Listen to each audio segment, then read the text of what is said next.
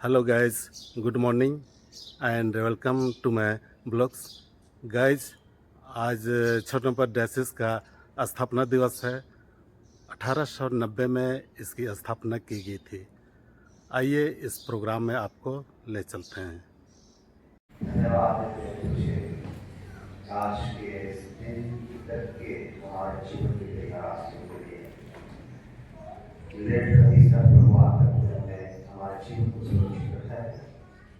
हमने प्रयास किया है कि पश्चाताप के और सही पाए और तुझसे क्षमा मांगे ताकि हम जीवन को पाए, होता है जीवन को पाए।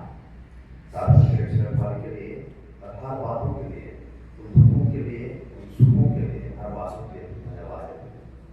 और अति नम्रता के साथ तेरे पवित्र उपासना में उपस्थित होते हैं। तेरे बेटे हमारा उद्धार करता मसीह यीशु के मांस और लहू ग्रहण करने के लिए और तेरे वचनों को सीखने समझने के लिए, तुझसे प्रार्थना करने के लिए, तेरी महिमा गीतों गाने के लिए तू हम सबको अपनी अनुग्रह के अधीन कर, क्रिस्त यीशु के नाम में आमीन। हम लोग गीत गाएंगे। गीत संख्या 137। 137।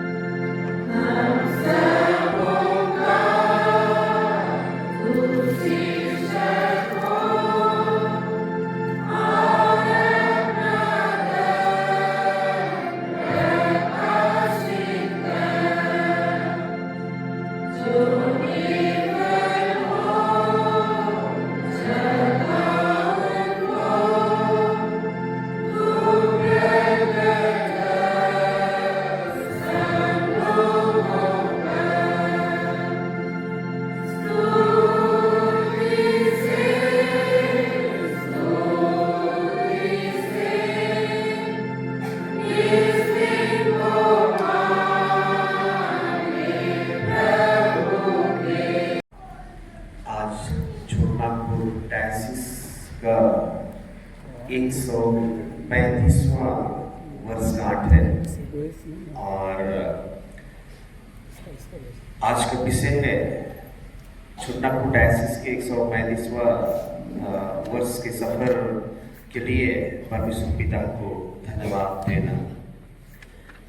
उठ प्रकाशमान हो, क्योंकि तेरा प्रकाश आ गया है और यहोवा का तेज तेरे ऊपर उदय हुआ है। प्रभु यीशु ख्रिस्ट का अनुग्रह, परमेश्वर का प्रेम और पवित्र आत्मा की सहभागिता आप सबके साथ रहे। हम न करें मंडली बैठ जाए तो घूमने टिकेंगे। सर्वशक्तिमान परमेश्वर पिता, धन्यवाद देते हैं तुझे कि तूने अपने इकलौते पुत्र को दुख के पहले पवित्र पर्वत पर उसकी महिमा प्रकट की। हमें वर दे कि हम उसके वचन को विश्वस्त पूर्वक सुने और माने, ताकि हम उसके चरण चिन्ह पर चलकर उसके अनंत महिमा में संभागी हो सके। उसी हमारे प्रभु यीशु ख्रिस्ट के द्वारा, जो तेरे और पवित्र आत्मा के साथ एक परमेश्वर और सदा जीता और राज्य करता है। आमीन। सर्वशक्तिमान परमेश्वर पिता, तूने उत्तर भारत की कलीसिया को नियुक्त किया और कि तूने छोटानागपुर डायसिस को नियुक्त किया है। परमेश्वर, आज के दिन में हम छोटानागपुर डायसिस के 135वां वर्षगांठ मना पाते हैं। हम धन्यवाद देते हैं कि तूने 135 वर्ष तक अपने इस सफर में हमारी मदद की है। हम तुझे बहुत धन्यवाद देते हैं। परमेश्वर, कलीसिया को तेरे दैव के हाथ में सौंपते हैं, डायसिस को तेरे दैव के हाथ में सौंपते हैं कि तू आप हमारे साथ हो, कि तेरी कलीसिया अर्थात इस डायसिस को दिन प्रतिदिन हम ऊपर की ओर उठा सकें। तू अपनी संपूर्ण सामर्थ हमारे जीवन में उड़ेल दे और हम होने दे कि छोटानागपुर डायसिस के बिशप स्वामी तेरे दैव के हाथ में सौंपते हैं कि तू उनके साथ हो और उनको अपने संपूर्ण ज्ञान से परिपूर्ण कर, और उस ज्ञान से कि इस छोटानागपुर डायसिस के लिए वे योग्य बातों को सोच सके और तेरी इच्छा के अनुसार इस डायसिस को चला सके, क्योंकि वह हमारा मुख्य चरवाहा है। ये परमेश्वर, छोटानागपुर डायसिस के सभी पुरोहितों को तेरे दैव के हाथ में सौंपते हैं, जो कि छोटानागपुर डायसिस के विभिन्न पैरिशों में अपने सेवा के कार्य को देते हैं। परमेश्वर, सबके साथ बोले, सब प्रकार की विपत्तियों से उनको बचा और होने दे कि तेरी कलीसिया की सेवा वे आत्मा और सच्चाई से कर सके, और सब प्रकार की विपत्तियों से तू हमारे कलीसिया को बचा और तुझ में बने रह करके तेरी कलीसिया को दिन प्रतिदिन आगे बढ़े, अर्थात तू बढ़े हम घटे। हे परमेश्वर, हम दुआ करते हैं तू आप ही हमारे जीवन में हो कि छोटानागपुर डायसिस के लिए योग्य कार्य कर सके, प्रभु यीशु ख्रिस्ट के द्वारा। आमीन। सर्वशक्तिमान परमेश्वर पिता, हम धन्यवाद देते हैं इस खुटी पेरिस के लिए, और खुटी पेरिस को छोटानागपुर डायसिस के अंतर्गत तूने नियुक्त किया है, और इस पेरिस के प्रत्येक परिवार पर अपनी आस से उड़ेल, उन पर अपनी आत्मा को उड़ेल दे कि तेरे आत्मा के चलाए चले, सिखाए सीखें और तुझ जीवित परमेश्वर की महिमा हम योग्य रीति से कर सकें। हम सुरक्षित रहें और हर आवश्यकता की वस्तुओं को तुझसे प्राप्त करें। हमारे बच्चे हैं, उनको तेरे दैव के हाथ में सौंपते हैं, उन पर अपनी आस से उड़ेल और वह ज्ञान से परिपूर्ण किए जाएं, तुझ में बने रहें और होने दे कि तुझ में बने रह करके हर ज्ञान की खोज कार्य को पूरा कर सके और उसी ज्ञान के द्वारा तुझे महिमा दे सके। उन बीमार जनों को तुझ में समर्पित करते हैं जो कि हमारे परिवारों में पाए जाते हैं, और साथ ही बुजुर्ग माता पिताओं को भी उन पर अपनी आस से उड़ेल और उनकी दुर्बलताओं को, उनकी बीमारियों को और उनके हर प्रकार की दुर्बलताओं को हम तुझ में समर्पित करते हैं कि तू आप ही उन पर अपनी आस से उड़ेल और तेरी इच्छा के अनुसार ही बाकी के जीवन को व्यतीत करके और स्वस्थ जीवन प्राप्त करके तू जीवित परमेश्वर की महिमा को पूरा कर सके, हमारे प्रभु यीशु ख्रिस्ट के द्वारा। आमीन। हे अति शक्तिमान परमेश्वर और दयावान पिता, तू सब मनुष्यों पर करुणा करता और अपनी किसी हस्तकृति से बैर नहीं रखता। तू किसी पापी की मृत्यु नहीं चाहता, पर यह कि वह अपने आप से फिरे और त्राण पाए। दया से हमारे अपराधों को क्षमा कर, हमें जो अपने पापों के बोझ से दुखी और थकित हैं ग्रहण कर और शांति दे। सदा दया करना तेरा स्वभाव है, पापों को क्षमा करना तेरा ही काम है। इसलिए हे दयावान प्रभु, हमें छोड़ दे अपने लोगों को जिन्हें तूने छुड़ा लिया है, छोड़ दे अपने दासों के साथ जो निकृष्ट और आत्मा पापी हैं, न्याय स्थान में ना ले जा, पर हमसे जो अपनी आत्मता को नम्रतापूर्वक मानते और अपने कर्मों से सच्चा पश्चाताप करते हैं, अपना कोप ऐसा फेर और इस लोक में हमारी सहायता के लिए ऐसे शीघ्रता कर कि हम परलोक से सदा तेरे साथ चलते रहें, हमारे प्रभु यीशु ख्रीष्ट के द्वारा, आमीन।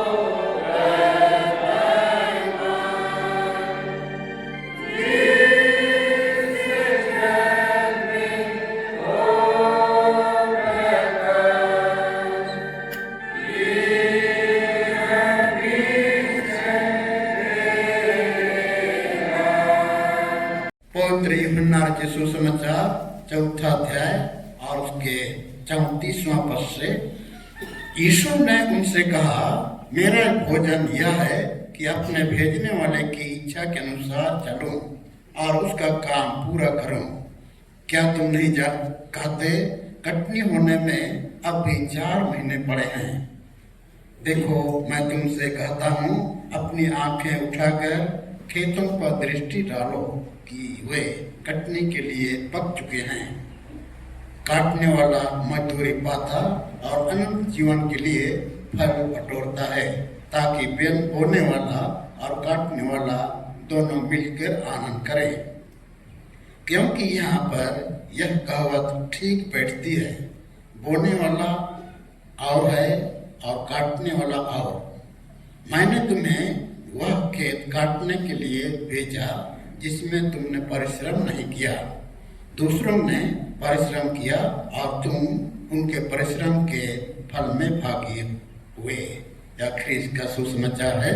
यीशु ख्रीस्त तेरी स्तुति हो।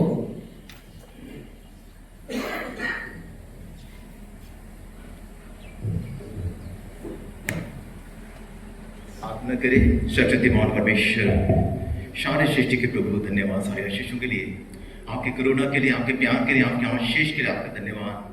धन्यवाद को परमेश्वर को छोड़ना को डायसिस के लिए, और सच में यह अवसर आपने दी है कि पूरे छोड़ना को डायसिस होकर को परमेश्वर आपके निरंतर आशीषों के लिए, आपके प्रेम के लिए, आपकी करुणा के लिए हम आपका धन्यवाद करें।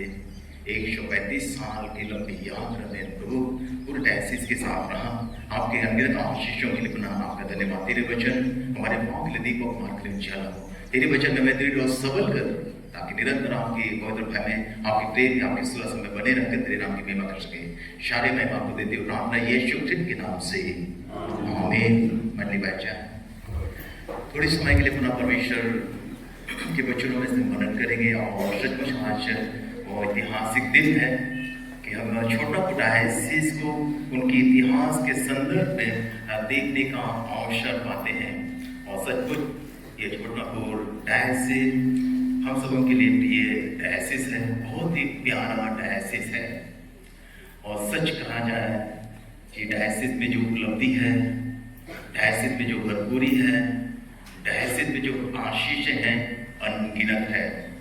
और सचमुच परमेश्वर की बड़ी दया रही कि हम छोटनागपुर डायसिस परिवार होकर मिल के साथ साथ रहे, साथ साथ प्रभु की महिमा करें, साथ साथ प्रभु की कार्यों में आगे बढ़ पाए।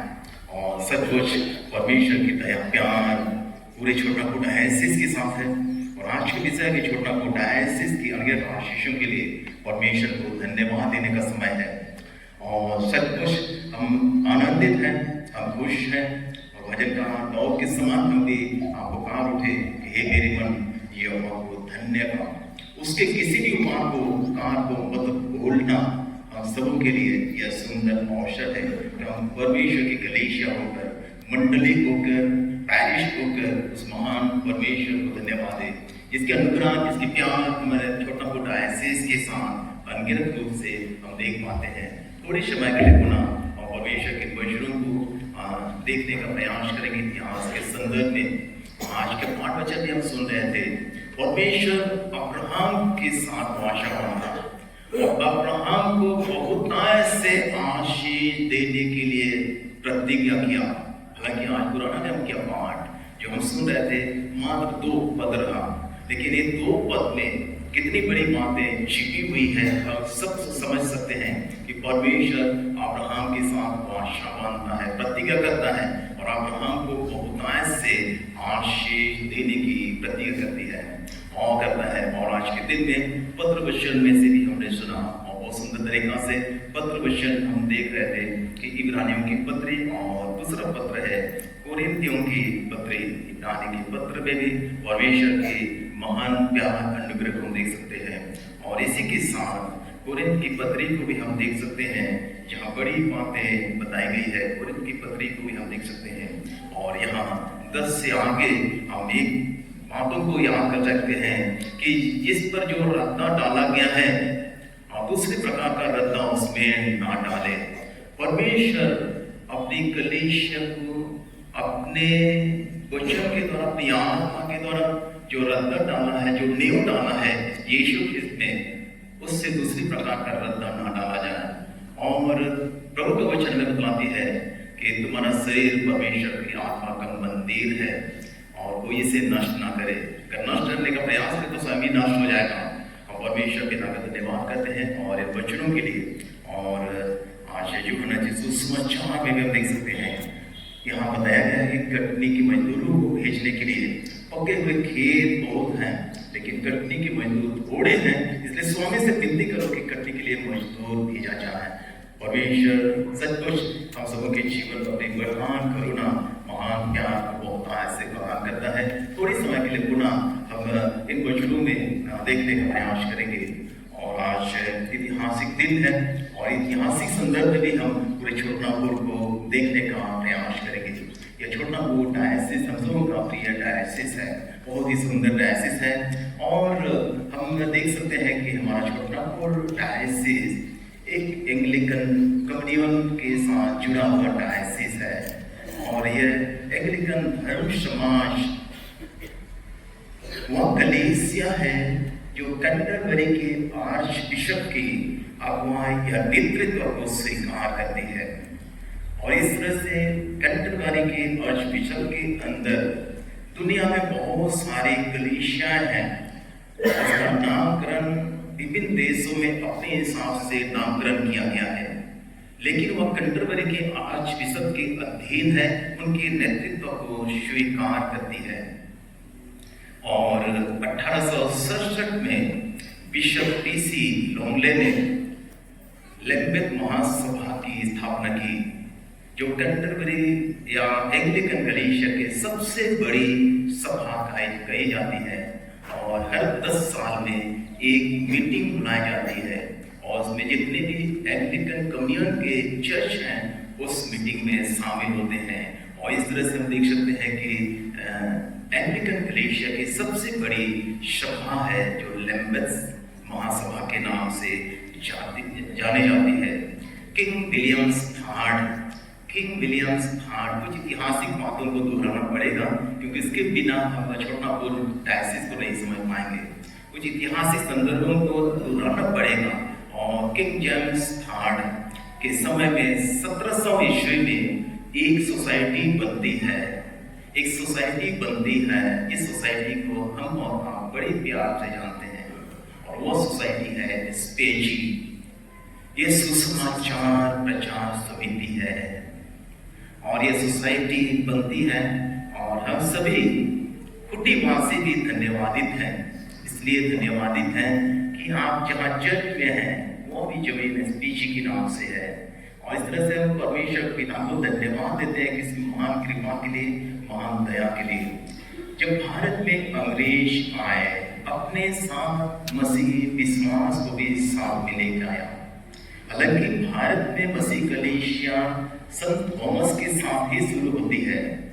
संत थॉमस पावनेरी आत्मा हमारे भारत में, दक्षिण भारत में आते हैं और अपने साथ सुसमाचार को लेते हैं, प्रभु की वचन को लेकर आते हैं और थॉमस अपने साथ कलीसिया को स्थापित करती है। लेकिन हम जब एंग्लिकन कलीसिया की बातों को देखते हैं तो हम पाते हैं कि अंग्रेज जब इस भारत में आया, अपने साथ मसीह विश्वास को भी लेके आया।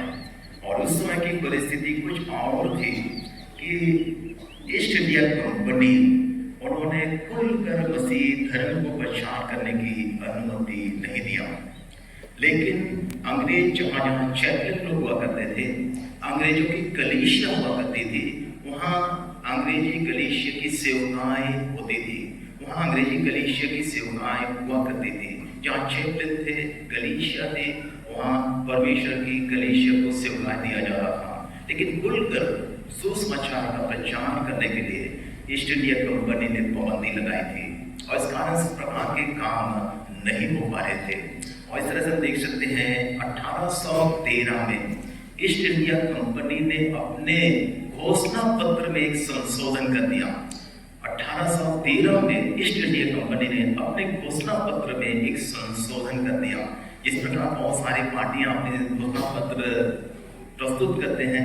ईस्ट इंडिया कंपनी ने अपने घोषणा पत्र में एक संशोधन कर दिया 1813 में, और उस संशोधन में सुसमाचार प्रचार करने के लिए एक आजादी मिल गई, एक स्वतंत्रता मिल गई। और 1814 में हम याद करेंगे, 1814 में कलकत्ता डायसिस की शुरुआत होती है। कलकत्ता डायसिस जो भारत का एंग्लिकन कलीसिया का पहला डायसिस है और हम सबों को याद होना चाहिए। ये छोटनागपुर डायसिस या छोटनागपुर की कलीसिया, एंग्लिकन कलीसिया की उस कलकत्ता डायसिस का ही अंग बना रहा। जब तक छोटनागपुर डायसिस 23 मार्च आज का तारीख में 1890 में जब डायसिस नहीं बनती है, तब तक इस क्षेत्र की एंग्लिकन विश्वासी कलकत्ता डायसिस के ही अंग रहे। और इस तरह से हम देख सकते हैं कि इतिहास का कर्व आगे बढ़ते जाता है। और जब कलकत्ता डायसिस बनती है तब उस समय बिशप मिडलटन वहाँ के बिशप हुआ करते थे, कलकत्ता के बिशप। और इस तरह से हम देख सकते हैं कि आगे जब चलती है कि 2 जनवरी 1858 में एक मेट्रोपॉलिटन की व्यवस्था की जाती है जिसका नाम बड़ी सुंदरता से हम याद करेंगे। और छोटापुर डायसिस के कुछ पैरिशों में कुछ मंडलियों का नाम उसके नाम से किया गया है। डैनियल विल्सन क्षेत्र की एक मंडली का नाम भी डैनियल विल्सन के नाम से रखा गया है। मैं उस समय इस डैनियल विल्सन के समय में आज विषय में भी जानकारी कलेक्ट करने का प्रयास किया। और डैनियल विल्सन भारत का पहला मेट्रोपॉलिटन रहा। और आपको यहाँ बता दूं, कलकत्ता डायसिस एंग्लिकन कलीसिया का बड़ी डायसिस रही। और कलकत्ता डायसिस में जब मेट्रोपॉलिटन रहा तो उनका अधिकांश क्षेत्र न सिर्फ भारत में रहा, आपके ऑस्ट्रेलिया तक कलकत्ता डायसिस के मेट्रोपॉलिटन का एरिया रहा। और इस प्रकार से सेवकाएं होती रही। और इस तरह से हम देख सकते हैं कि भारत में एंग्लिकन कलीसिया की बढ़ती होती जाती है। और मद्रास डायसिस 1835 में और मुंबई डायसिस 1837 में स्थापित की जाती है। लाहौर क्या बोलते हैं, लाहौर है ना, पाकिस्तान में चला गया। और एक है रंगून डायसिस तो बर्मा में चला गया। और इस तरह से भारत के क्षेत्र में इन बातों को देख सकते हैं कि एंग्लिकन कलीसिया का विस्तार होते जाता है। अब छोटी बातों को याद करेंगे, छोटनागपुर की बातों को याद करेंगे।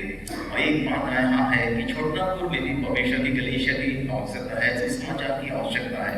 तब मेजर लॉर्ड ऑस्टिन ने निवेदन किया कलकत्ता तहसील के बिशप के पास कि आप छोटापुर के लिए मिशनरियों को भेजिए, इसका निवेदन कीजिए। और ये 1840 में निवेदन किया जाता है कलकत्ता डायसिस के बिशप के पास। तब कलकत्ता डायसिस के बिशप ने निवेदन किया इंग्लैंड को, जो SPG नाम सुसमाचार प्रचार संस्था को। और 1840 में जब वो निवेदन किया गया, इस निवेदन को साफ स्वीकार कर दिया गया कि छोटापुर के लिए मिशनरी भेजा जाए SPG की तरफ से। लेकिन दुर्भाग्य की बात रही कि एक भी मिशनरी इस क्षेत्र में कार्य करने के लिए नहीं मिल पाया और सुसमाचार प्रचार के लिए एक बड़ी गलती हो गई, चूक हो गई और SPG की मिशन की तरफ से प्रचारक हमारे इस छोटापुर के लिए नहीं आ पाया। फिर 1845 में पुनः निवेदन किया गया। 1845 में पुनः निवेदन किया है और इसमें हेनिंगटन का भी बड़ा योगदान रहा। हेनिंगटन ने भी इस पर योगदान किया। लेकिन 1845 से निवेदन करते करते पता चला कि फादर गोस्नर एवेंजलिस्ट, इन्होंने 4 मिशनरियों को इस भारत के लिए भेजा है और वो कलकत्ता के क्षेत्र में आ चुके हैं। तब यह प्रयास को रोक दिया गया। तब इन 4 मिशनरियों से संपर्क किया जा रहा है और उनसे निवेदन किया जाता है कि कलकत्ता का क्षेत्र छोड़कर और छोटापुर को आए। और यह निवेदन सकाम होती है और ये जनरल मिशनरी 4 मिशनरी कलकत्ता के क्षेत्र से हमारे छोटापुर को आते हैं। और बड़ी यात्रा की कठिनाइयां रही, बैलगाड़ी का समय था और इसी हिसाब से वे छोटापुर के लिए आते हैं। कई तकलीफें हैं, कई समस्याएं रही, फिर भी हमारे छोटापुर को आते हैं। और उसमें बताया जाता है कि एक पुरोहित था, एमिल सत्स, वो पुरोहित था और अगस्तस ब्रांट और एमिल फ्रेडरिक बत्स, नाम कठिन है, दोनों शिक्षक थे, टीचर थे। और एक था जो थियोडोर जान के, वो किसान थे। हमें देख सकते हैं किसान था, 2 टीचर थे और एक प्रीस्ट थे। उन्होंने अपना बीड़ा उठाया इस हिंदुस्तान में परमेश्वर के पोजीशन को विस्तार करने के लिए। और इनका परमेश्वरी योजना के अनुसार से कलकत्ता के क्षेत्र में नहीं, लेकिन हमारे छोटापुर में उनका पदार्पण होता है। और 2 नवंबर 1845 बड़ी कठिनाइयों के साथ हमारे जो GL चर्च का हेडक्वार्टर है वहाँ वो लोग पहुँचते हैं और यहाँ के राजा बड़ी उदारता से मिशन के लिए जमीन को भी दे देते हैं। और इस तरह से हम देख सकते हैं कि 2 नवंबर जो हमारा छोटापुर के कलीसिया के लिए एक मिशनरी डे के रूप में कलीसिया इतिहास में जुड़ा जाता है। और इस तरह से देख सकते हैं कि 1845 से 1857 तक में देख सकते हैं कि सुसमाचार के द्वारा बहुत सारे लोग विश्वास में आते हैं, प्रभु को जान जाते हैं और नया जिंदगी को प्राप्त करते हैं 1857 तक। लेकिन प्यारों, सभी को पता है कि 1857 में एक बड़ा विद्रोह हो जाता है और इस विद्रोह के कारण मसीह कलीसिया को बड़ी तकलीफ उठाना पड़ा। और चूंकि यह बड़ा ही कठिन समय रहा और लड़ाई 1857 की विद्रोह कलीसिया को बड़े चपेट में आना पड़ा। कई मिशनरी कलकत्ता भाग गए और कुछ हमारे नए विश्वासी लोग जैसे जैसे सुविधा हो अपने प्राणों को बचाने के लिए जंगल की तरफ जहाँ सुविधा है वो भागने लगते हैं। और इसी घटना के क्रम में हम लोग यहाँ क्या तो बोलते हैं, मेला लगता है। हाँ ठीक है, हम याद नहीं कर पा रहे हैं वही जगह जो जनवरी या फरवरी में मेला लगता है, वहाँ भी बड़ी घटनाएं होती है। और इस तरह से छोटापुर में एक बड़ी त्रासदी होती है। लेकिन उसी दरमियान में छोटापुर के लिए एक खुशखबरी भी है कि मेजर एडवर्ड टाइट डल्टन जो छोटापुर के कमिश्नर के रूप में आते हैं और उन्होंने 57 से 74 तक छोटापुर के कमिश्नर के रूप में रहा और उन्होंने शासन प्रशासन की सारी कंट्रोल अपने हाथों में लिया और मसीहों के लिए भी उन्होंने सुरक्षा प्रदान किया। और उस समय जितने लोगों को हानि हुई उसकी भी क्षतिपूर्ति का प्रयास यही डल्टन साहब ने किया। और छोटापुर के लिए एक कानूनी तौर से उन्होंने छोटापुर का उद्धार किया और उसी के नाम से आप यहाँ डल्टनगंज के क्षेत्र डल्टन का नाम से ही किया गया है। और ये छोटनापुर के लिए बड़ा कार्य किया। और इस तरह से देख सकते हैं कि छोटनापुर की कलीसिया बड़ा संघर्ष के साथ आगे बढ़ी। और लेकिन एक बड़ी बातों को हम याद करेंगे, लंबी समय से बढ़ती गई, विश्वासी लोग आते रहे, लेकिन 1868 और 69, 1868 और 69 में यही ग्रुप में थोड़ा सा विभाजन हो गया और वो विभाजन नहीं रुक पाया। पुराने मिशनरी और नया मिशनरी के बीच में विभेद हो गया और ये विभेद इतना बढ़ गया कि दोनों एक साथ नहीं रह पाया, दोनों में विभाजन हो गया। और इस कारण से कुछ लोग उन्होंने एंग्लिकन चर्च की ओर मूव किया और उनका पूरी कलीसिया की ओर से निवेदन आया कि हमें एंग्लिकन चर्च में जोड़ा जाए। और जब उनके बीच में नहीं बन पाया, अंततः एंग्लिकन कलीसिया में उनको स्वीकार किया गया। 1869 में एंग्लिकन कलीसिया के लिए छोटापुर में के लिए एक नया अध्याय शुरू हो जाती है। और इसी के साथ जब बड़ी संख्या में लगभग 7,000 की संख्या बताई गई है कि वो एंग्लिकन कलीसिया को ज्वाइन करते हैं। और तब छोटनापुर में बड़ी संख्या की कलीसिया हो गई, विश्वासी हो गई, तो ये आवश्यक रहा कि छोटनापुर को एक डायसिस बनाया जाए। लेकिन फिर उस डायसिस को बनाने के लिए लंबी प्रक्रिया होती है और इस लंबी प्रक्रिया से गुजरना पड़ता है। तब उन्होंने प्रयास किया 1885 में, 70 के बाद 85 में कलकत्ता के बिशप के पास निवेदन करता है कि हमें छोटनापुर में अलग डायसिस बनाया जाए। लेकिन कलकत्ता का बिशप स्वामी भी कहा कि लेम्बेथ महासभा का अप्रूवल चाहिए, लेम्बेथ सभा की सहमति चाहिए।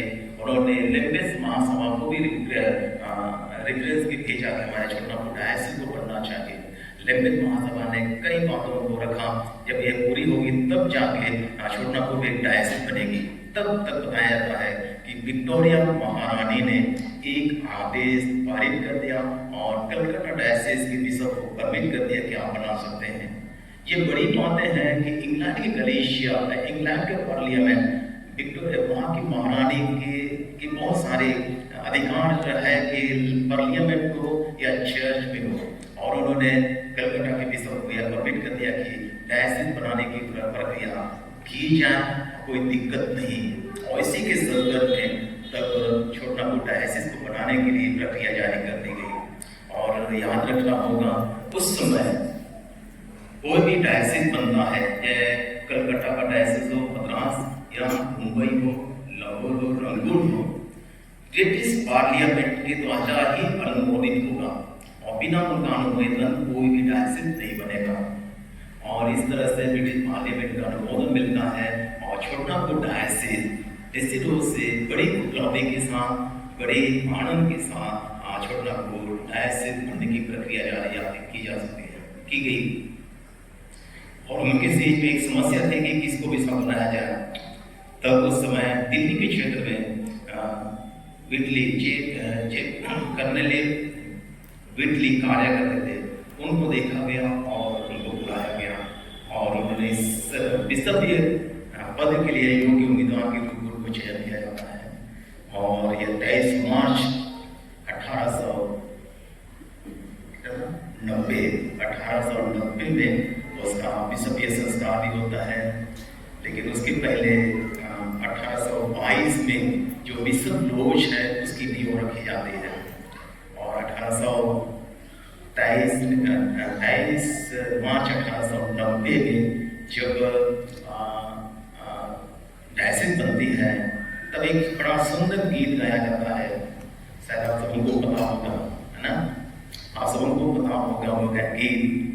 और इस कारण से मैंने भी चाहा कि क्यों ना वह गीत आज भी गाया जाए, हाँ?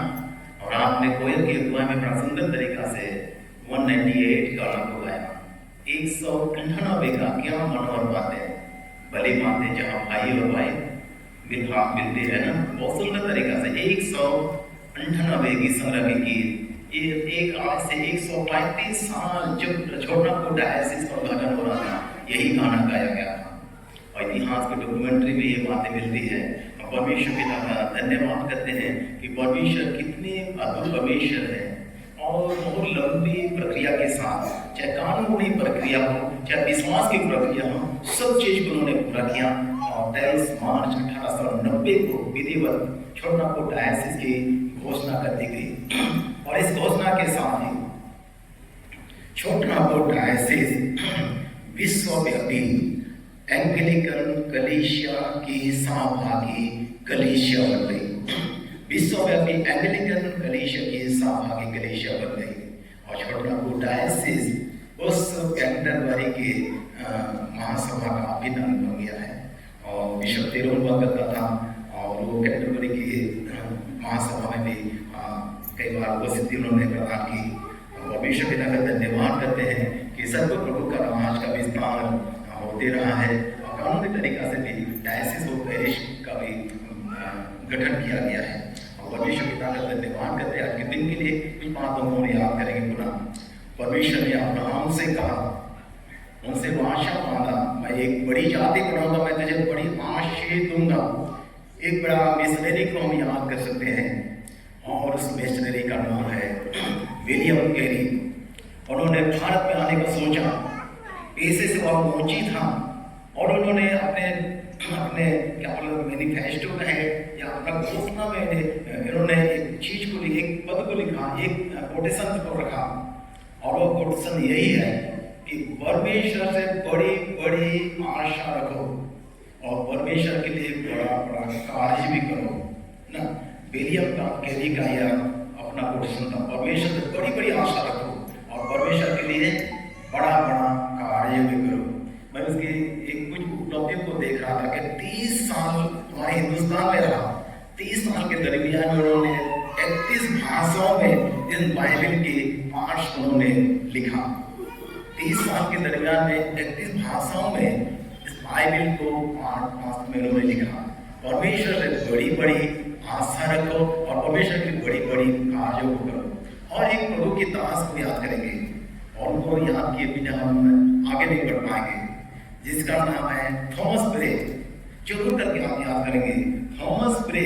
और थॉमस ब्रे का ब्रेन ही काम किया और उन्होंने एसपीजी नाम संस्था को गठन करने में महत्वपूर्ण योगदान दिया।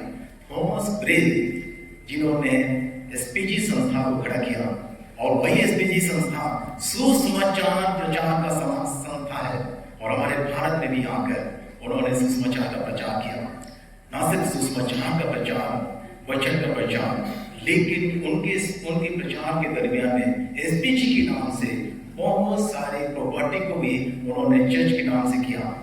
और एक चीज हमें गौर करनी चाहिए कि एंग्लिकन चर्च को रॉयल चर्च के नाम से भी जाना जाता है, एक राजकीय चर्च के नाम से जाना जाता है।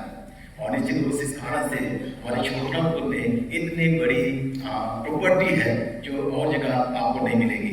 इतनी बड़ी प्रॉपर्टी है और बड़ी प्रॉपर्टी हमारे छोटानागपुर डायसिस को मिली है, लेकिन प्रॉपर्टी को हमारा सही उपयोग जरूरी है। और ये थॉमस ब्रे उन्होंने सुसमाचार का प्रचार के क्रम में उन्होंने 3-fold मिनिस्ट्री को अपने साथ रखा। ये 3-fold मिनिस्ट्री एजुकेशन और हेल्थ के क्षेत्र में भी आप दे सकेंगे, मेडिकल के क्षेत्र में दे सकेंगे और स्कूल कॉलेज के क्षेत्र में भी दे सकेंगे। छोटानागपुर डायसिस में सैकड़ों स्कूल हैं जहां हमारे बच्चे शिक्षा ग्रहण करेंगे, जहां हमारे बच्चे एजुकेटेड होंगे और आगे बढ़ेंगे और निश्चित रूप से शिक्षा की जगत में आगे बढ़ेंगे तो कलीसिया में मजबूत होगी, विश्वास में मजबूत होगी। और ये बड़ा काम उन्होंने थॉमस ब्रे ने काम किया। और निश्चित रूप से परमेश्वर पिता का धन्यवाद करते हैं कि विलियम कैरी जैसा, थॉमस ब्रे जैसा लोगों ने परमेश्वर के वचन का प्रचार किया और वचन को आगे बढ़ाया। और यीशु मसीह ने अपने चेलों से भी कहा, पक्के खेत बहुत है ना, पक्के खेत बहुत है, इसलिए काटने के लिए किसको भेजा जाए, मजदूरों को भेजा जाए। आज जरूरी है कि वचन ना सिर्फ हम लोगों के पास आना है, लेकिन वचन और लोगों के पास पहुंचना होगा। जहां लोग सुसमाचार को नहीं जानते हैं, जहां जीवन की बातों को नहीं जानते हैं, जहां उद्धार के संदेश से वंचित है, वहां तक भी सुसमाचार जाना है। इन लोगों ने हमारे पास लेके आया, बड़ी स्ट्रगल करके, बड़ा संघर्ष करके ये सुसमाचार हमारे पास आया। अब हमारा भी फर्ज बनता है, हमारा भी कर्तव्य बनता है कि ये वचन, परमेश्वर का वचन और लोगों को भी शेयर करें और लोगों को भी बांटे, ताकि और लोग भी जीवन पाए, ताकि और लोग भी मुक्ति पाए और लोग परमेश्वर का धन्यवाद हो। आदम को बनाया गया था परमेश्वर के स्वरूप में। आदम इसलिए बनाया गया कि आदम महानता को प्राप्त करे और महानता में जीवन आगे बढ़े, लेकिन आदम और हवा ने गलती कर दिया, उन्होंने इस महानता को खो दिया। क्या कारण से खो दिया? पाप के कारण से। आदम और हवा ने पाप को कर दिया और उस महानता को खो दिया।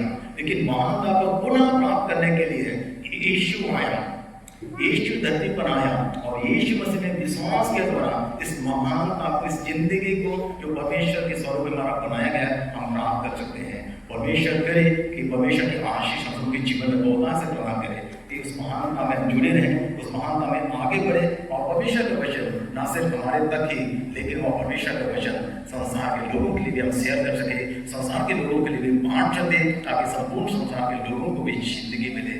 आइए अपना छोटा मोड़ डायसिस के स्थापना दिवस और 135 साल की लंबी यात्रा में परमेश्वर के अनगिनत आशीषों के परमेश्वर पिता को धन्यवाद है और प्रार्थना करें कि जो जिंदगी परमेश्वर ने दिया है वो जिंदगी हमारे तक ही सीमित ना हो, लेकिन ये जिंदगी औरों के लिए भी जीवन का कारण हो। और यीशु ने कहा जो जीवन मैं दूंगा, जो जल मैं दूंगा, अगर जो ज्ञान पिएगा तो वह एक उमड़ता श्रोता बन जाएगा। हम सभी कोई मसीह में विश्वास करने वाले एक उमड़ता श्रोता के रूप में बन जाए और हमारे द्वारा बहुत सारे लोग जीवन पाए, बहुत सारे लोगों की आत्मा बचाई जाए। परमेश्वर हम सबको आशीष दे। शारीर में माता को समर्पित करते परमेश्वर हम सबको बहुत आशीष दे, यीशु मसीह के नाम से आमीन। आप सबके साथ प्रभु को धन्य करें। हम कुशल से विदा प्रभु के नाम से।